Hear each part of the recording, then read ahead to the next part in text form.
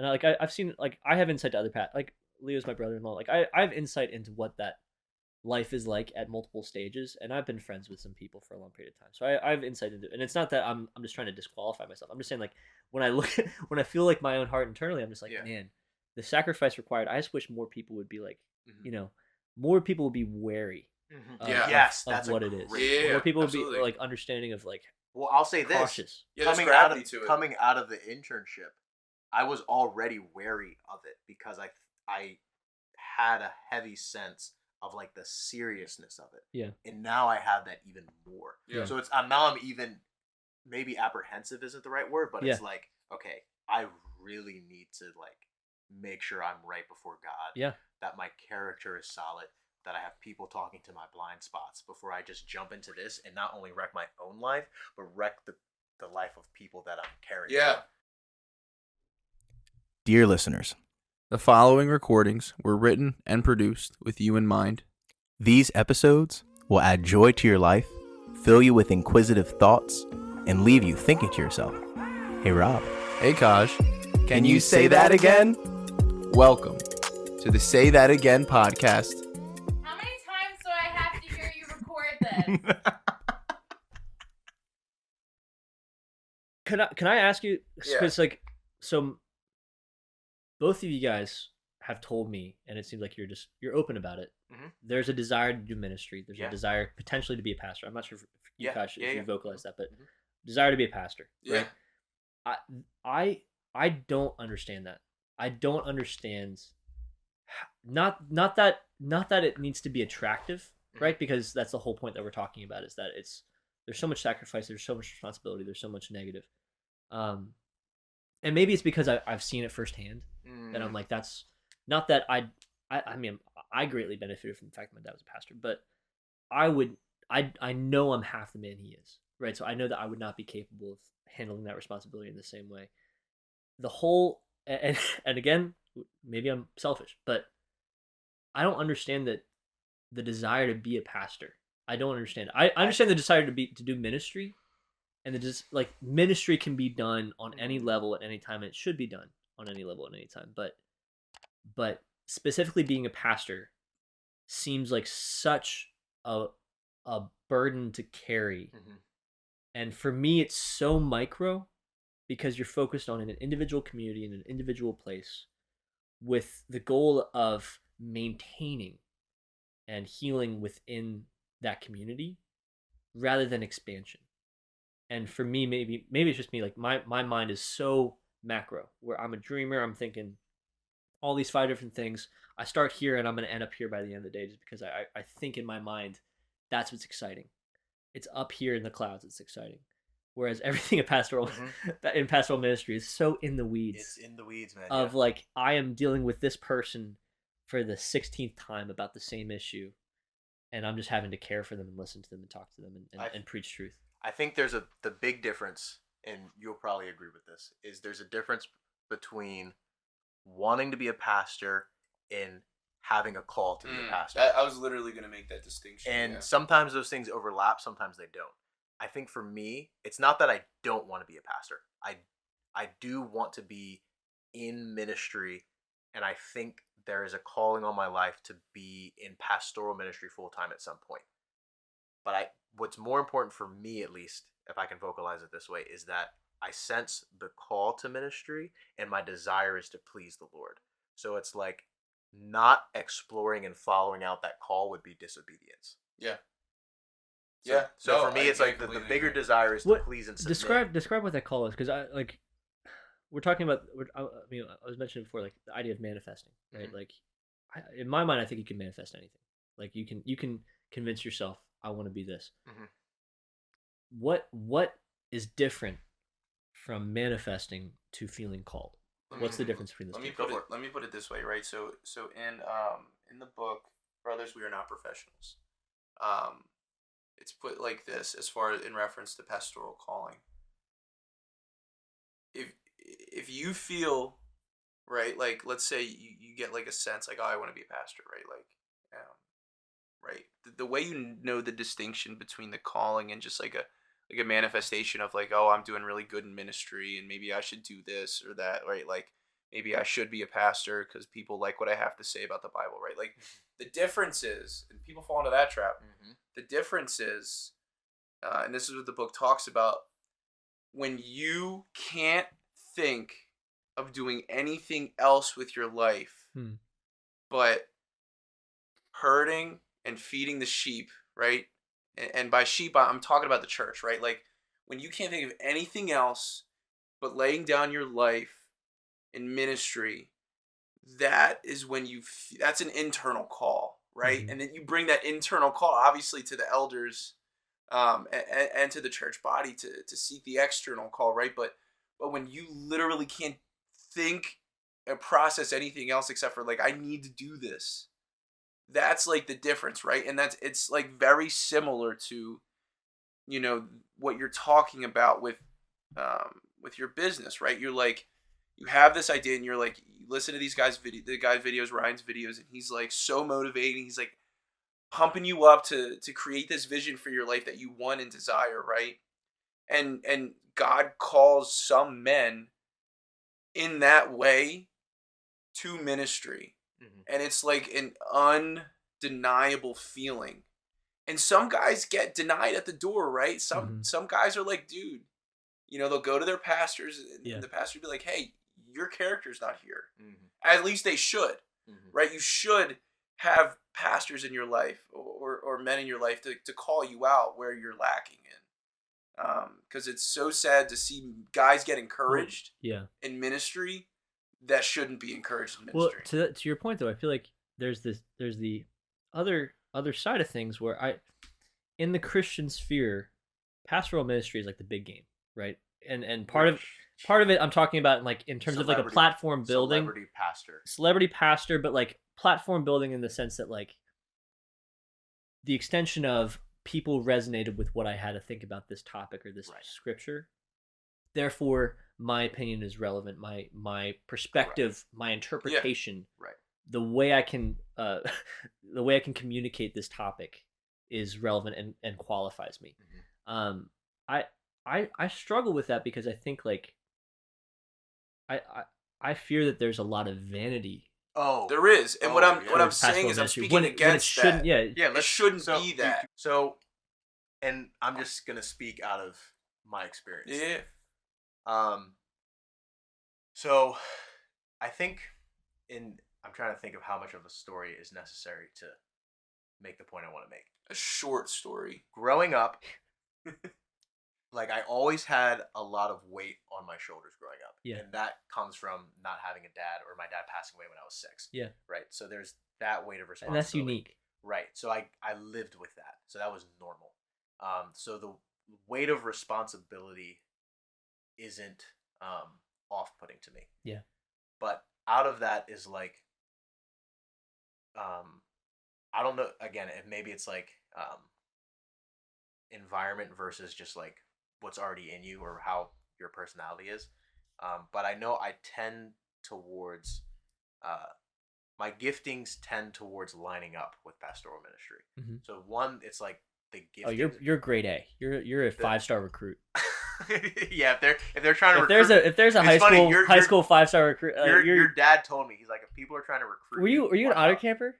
Did you get honor camper? No. Oh, what? No, I was not an honor camper. That's neither here nor there. So from my kind of going back to what Rob was saying about like where you see value, right? Because we're talking about vision and value. Like the moments where I've been in some sort of ministry capacity or serving the Lord in a consecrated way, like that's where I would say I feel the most alive and I can see the most purpose. So I think that's part of the internal calling. And then there's also the external calling. So it's not just supposed to be you being like, oh, I think I'm going to be good for this and I want to platform myself, or even even if it's a holy desire, like I want to serve the Lord. But there also needs to be like community around you affirming what you think God is doing inside of you and analyzing your character. And then also just from like different times of ministries, and whether it's like a prophetic word or just an encouragement, it's like been a constant theme in my life since I was like 10 years old. So for me, I just feel like it's undeniable. The internal sense of call as well as like that external confirmation. Now, and again, we don't have to go too deep into this, but since we're still on that topic, like I think one thing where I've come away from with the internship, and it was super, super helpful. But for me personally, is I don't think the sense of calling has shrunk or even grown, because I think it's already been strong. But I think like a year ago, I would have been more urgent towards being like, okay, I need to be a vocational pastor. But now that sense of urgency isn't there, but I think it's still there. Might help that you made it a 6-figure business, but that's a Yeah, and I mean, and again, that's something where it's like whether that's just me making a decision in that way, or it's God's sovereignty, or just all certain sorts of different. Listen, life God will do whatever He wants Right, to do. different- Man. If you're meant different to be God- a pastor early, He will send a whale, swallow you, and send you to Nineveh, man. He will do it. I do trust that capacity. But I just think like but the other thing is like you look at guys like, oh man, like you think of Gideon, you think of Daniel, or other guys in the Old Testament. It's like they all went through periods of training where they were becoming prepared for like the ministry that God had for them. No, absolutely. And even with the business now, I feel like there's things that I'm learning in terms of self-discipline, responsibility, leadership. It's like I can almost kind of sense that like obviously God has something for me in it now, but also like I'm learning skills and developing character by doing it. That's preparing me for whatever's coming next. You're also becoming husband material too right now. don't even get Oh boy. I want a whole podcast on this. And we're cutting that too. I think see part of my issue is just that I hear the idea of like my ministry, and in my mind I just think it should be God's ministry. Well, like no, exactly. I know you're saying that. No, I know you're saying I that. didn't say that though. There's a ministry danger. God's calling you to. Yeah. The way, because we're in a spiritual war, and we're in God's army, and He's moving pieces in the places that He wants to put them. So it's like, again, it's like this area of the calling, going into pastoral ministry needs to be. You need to see yourself as submitting, not as like raising yourself up. It's like it needs to be I'm going in submitting to what God is calling me to, not okay, this is what. Yeah. But yeah, it's just like that, like in a war, right? Like the pastors, let's call them generals, right? They should be leading the charge, but they're also the guys who take on the first bullets, right? Yeah. That get shot at them. Yeah.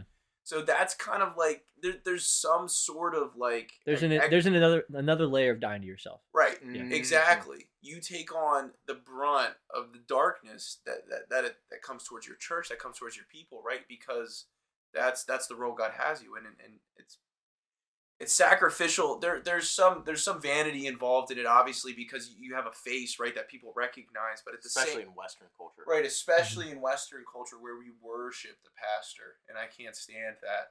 Right. Especially if their kicks are good. Right. Yeah. Shout out Mike Todd. I thought you were gonna say we're cutting that from the pot. No. What were we saying? Preachers and Sneakers? Is that the account? That is, yeah, it is the How many followers does that account have? Dude, I don't know. Not enough. Not enough. Go follow. Like and subscribe. While you guys are talking all I admire you guys a lot for your desire, and I think I'm still baffled by like that vision, and I think it's probably because like my mom, my dynamic growing up is my mom would always talk to me and she's like, you want to grow up and be a pastor? And I'm saying like she's saying this at like 6 years old, right? Like it's like, look at your dad, like that's such a great life, like this is, you're gonna. And you're like, Mom, look at all my Twitter yeah. followers. Yeah. Like 325,000 followers. You're able to you're able to spend all this time with your family. You're able to read the Bible every day. And I'm like, that sounds great. And like, of course, as a kid, like when you're 6, and all you want to do is like, I just want to be what my dad was. But right, and you're your father's only son.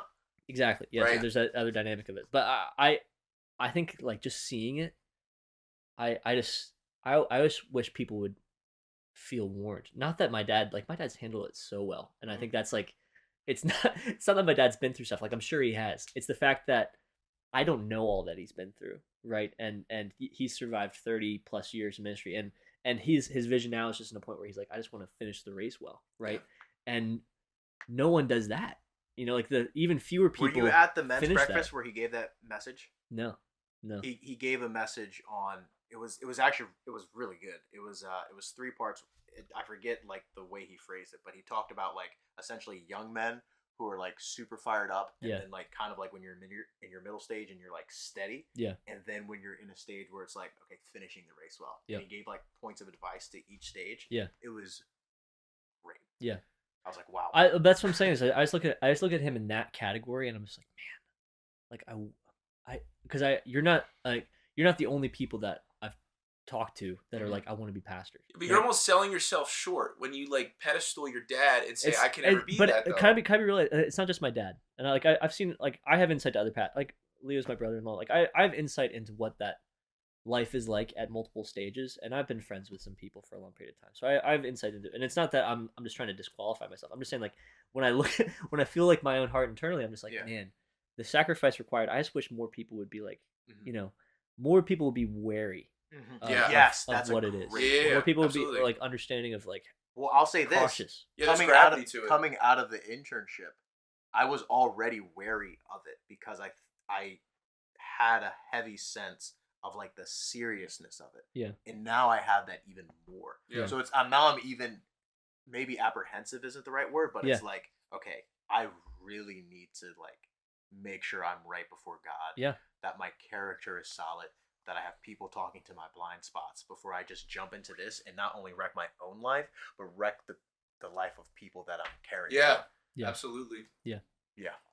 Man, good business talk, guys. Great business talk. Good business. But then, I love that though, because I feel like as Christians, there aren't enough people having conversations like this where it's like you talk about business, but you realize that it's all spiritual and it's still about your calling and your vocation. Because it's like, even from what like you're saying, it's like I think it's pretty clear that you don't have an internal sense to be a pastor. No shot. But that's I barely have an but internal sense to be a worship leader. Like, I'm not even qualified for that. Get me out. But you still have a calling to be a man of Please God. keep me, Joseph. Please. Even though he never's there on Thursday for Yeah. practice. And he doesn't come to community. Yeah. group. No, we don't want to talk about it. Don't. Community group is Yeah, happening right now. We're cutting this out. All this is getting cut. We're cutting all this out. Don't worry about it. I'm holding the beer bottle as like I'm just saying. All right, let's talk about Honover. Yeah. Oh, yeah. Something I'm gonna. Wait, so let me finish my thought. I like for you, like you're called to be a man of God. You're called to be a good husband. You're called to be a good father, right? And same for you. Called to be a man of God. Called to be a good husband. Called to be a good father. I'm called right now to be a good man of God, to be a good community group leader, to run an honest business with good integrity, to treat my employees well, to be a good brother. I just said all that because I didn't say to be a good husband, to be a good father, because I feel like that takes up a lot. But like, there's still that calling that exists in whatever we do for work, right? And so I think having that conversation and that value piece only makes the work that you do better and more God glorifying. Yeah. And also just realizing that like all of life is ministry. Yeah. Like whether it's within the institutional church or in the secular workplace or wherever else in between, it's like whatever you're doing is for the glory of God, and it's to build God's kingdom. Can I speak directly to your audience for a second? I just think it's no. Anyone you're who not allowed to speak to our audience. No, We I'm just brought saying, you on like, our I don't want podcast, to. I feel like I wish. So whoever's still listening, whoever's stayed with us through that this might be retention part 2. horror. This might be part 2. We were gonna cut this in half for sure. We're thinking about raw, not retention. Dude, the first half We're of a this short form podcast. Yeah, okay. Yeah. I if there's anything I can do in life, like I want to say like ministry, but like if there's anything I can project, I want to help people think through what they're supposed to do for their own lives. And I think not enough people ask these questions. And they hear and they see people and they a lot of times they project insecurities. They see other people find success in certain areas. They see other people, like I see. I mean, it's there's a whole thing with moms. Mom guilt's a real thing, and I think in guys, young guys especially, you project where you want to be in life on other people. So I do that with both of you, right? Like I project the fact that I don't have a house on you, right? And so like that's a root of like my own insecurity and the fact that like I'm jealous, right, of your situation versus my situation, and I'm jealous of where you're at with your Amazon business because I know, and I like. Well, because I started 5 years before. irrelevant. Like I just know, like I'm projecting like where I want to be, Right. and comparing that with where you are, and I wish more people would stop comparing and stop approaching others with insecurity, and instead really just take a good second to question yourself and say, what are my values? What do I really care about? Are my daily actions aligned with what my values are?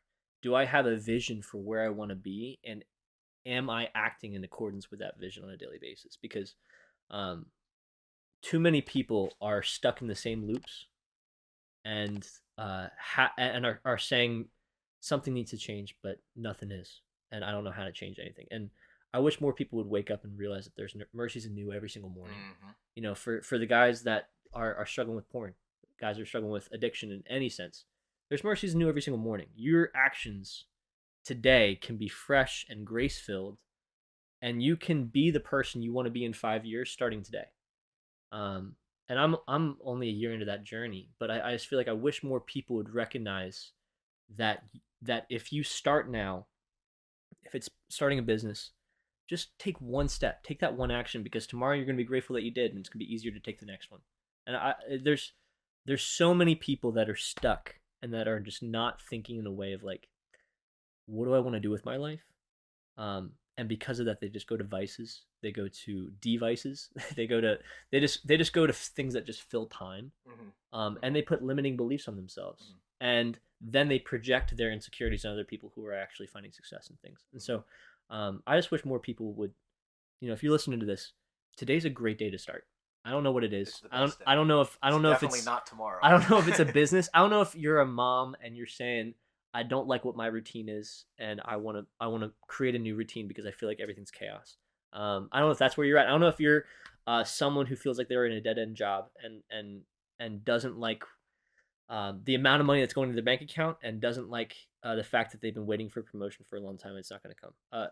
You're in control of your actions, and you can be excellent and worshipful in those actions, and you can envision something else and start acting towards it. And you have so much more power than you think.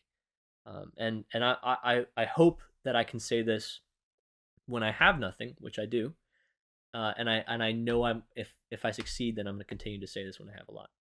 That fundamentally is my core belief. It's just that you have more control over your actions and your circumstances than you think you do.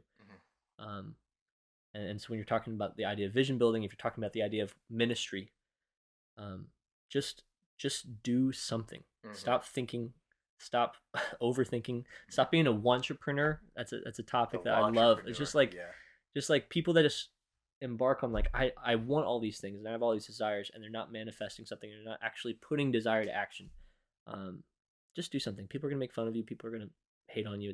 It's dumb, but just take the risk and get started, because it's otherwise you're gonna be in the same spot 5 years from now, wondering why your life is slipping away. So yeah, that's great. Wow. I wanna Grant Farmer. I'm gonna piggyback. I'm gonna piggyback piggyback right off that, because you said a few things that I want to press on.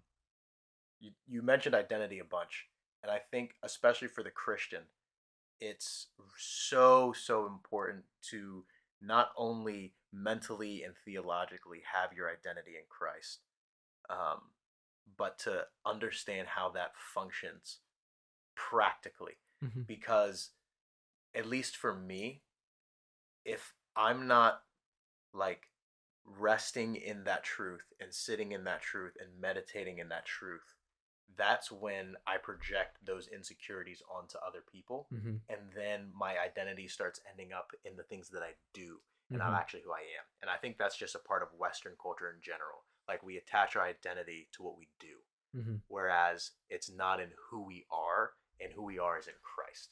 So if you can have that starting point, that will remove a lot of those insecurities, which will then help you be able to actually take action, because those actions are not going to become your identity. They're just something that you are doing. They're not who you are.